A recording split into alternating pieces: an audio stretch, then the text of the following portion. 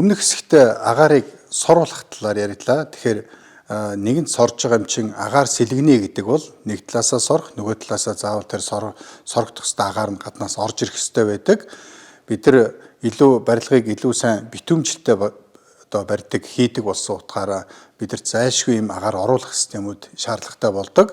Тэгэхээр би та бүхэнд бас хоёр төрлийн төхөөрөмжийг танилцуулах гэсэн юм.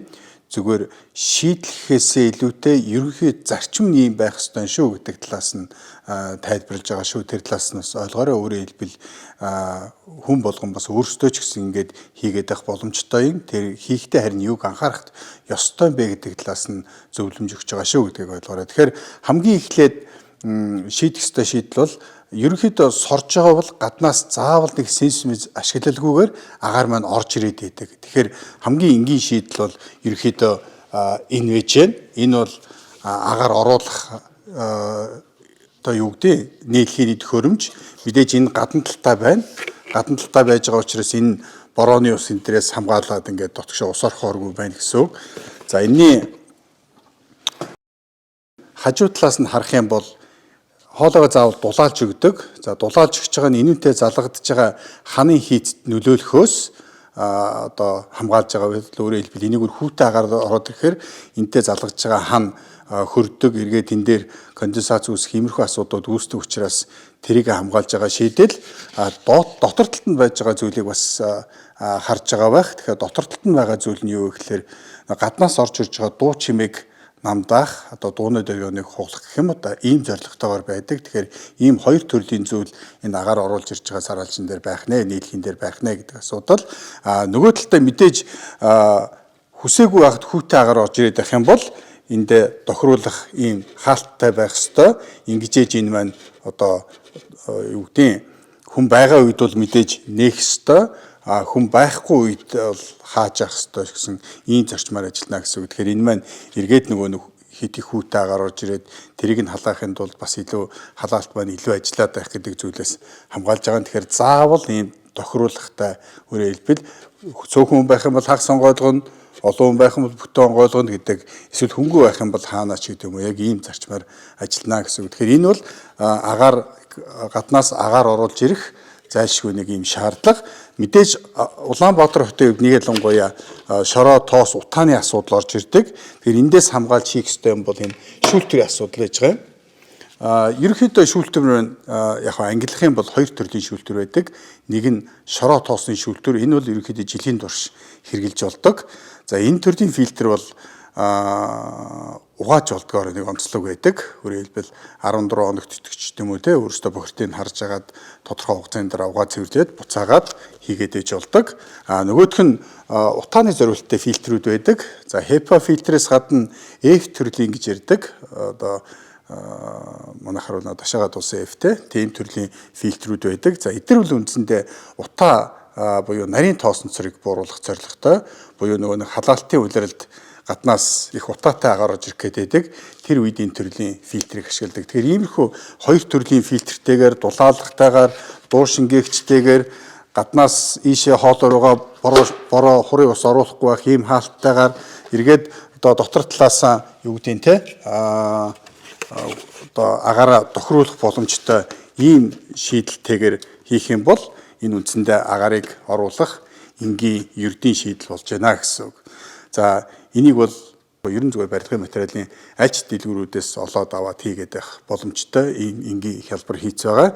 Яг хөө зүгээр төвхтэй асуудал нь бол эргээд нөгөө нэг ханаа өрөмдөж ийм хэмжээтэй цоолох гэдэг асуудал байж байгаа. Хэдэн хүн байх уу, хэр том барилга байх уу гэдгээс хамааруулаад хэдийн хэмжээтэй хоолоогоор хэдэн ийм оруулах систем хийх вэ гэдэг одоо тооцоо гаргах ёстой юм. Ер нь бол унтлахын өрөө болгонд оруулах систем байх ёстой. Сорох нь бол тэр галзуух эсвэл нойлын өрөөнд байх ёстой л гэдэг үндсэн зарчмаар барьж системээ төлөвлөнө гэсэн үг. За яг ийм энгийн системээр ашиглахад гардаг нэг түгээмэл асуудал бол бас их яг хүүтэй агаар орж ирээд байдаг. Тэгэхээр манай барилгуудад бас нэг түгээмэл байдаг асуудал нь тэр гаднаас орж ирэх ёстой агаарыг халаах зардлаа одоо юу гэдэг ачааллаа тооцдгүй. Тэгэхээр нэг гэр жоохон хүүт орих гэдэг ийм хүндрэл гардаг. За энэс сэргийлэх бас шийдэл бол жишээ нь энэ бол шүтээсийн наран цэцэрлэгээд багшийн хийсэн нэг бүтээл байж байна. Юу вэ гэхээр энэ агаар халаагч гэдэг юмыг дотор талд нь хийж өгсөн. Яг агаар оруулах тал дээрээ тэгээд синстэй тэгээд энд халаах элемент нь байж байгаа. Тэгээд энэ ягаад заавал синстэй хийдэг юм бэ гэхээр энэ агаар халаагч маань бас агарын урсгал явагдахгүй бол хит халаад шатах эрсдэлтэй байдаг учраас агаар халаагч нь ажиллаж байгаа нөхцөлд заавал синс ажиллах дүүтэй тийм зарчмаар хийдэг. Зүгээр энэ өөртөө термостаттай би яг агаараа хэдэн градустайгаар оруулж ирэх вэ гэдэг сонголтоо хийж болдог. Мэдээж өрөөний агараас арай нам температуртайгаар оруулж ирдэг. Мэдээж бас хавар намрын үйлдэлд энэ ажиллаад байх шаардлагагүй.